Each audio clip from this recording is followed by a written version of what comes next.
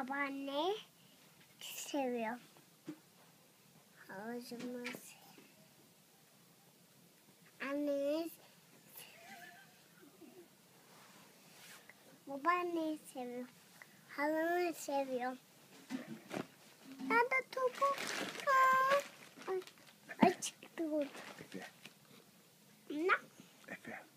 Efe. Efe nerede? Nerede? Efe'nin sevgilisi nerede Burcu? Bu sevgili nerede? Kim? Sevgili. İsmi ne sevgilisinin Efe'nin? Bu. Ne? Götürdü. Nerede?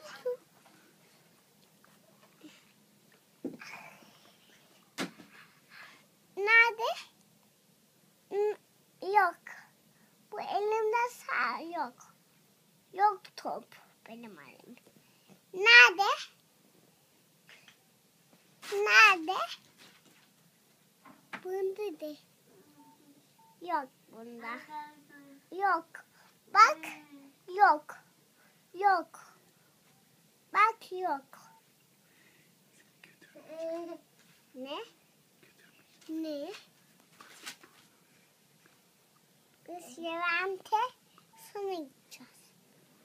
Ben sana gitmeyeceğim. Öykü nerede? Öykü yok. Nerede? Evde uyuyor. Nerede uyuyor? Evde uyuyor.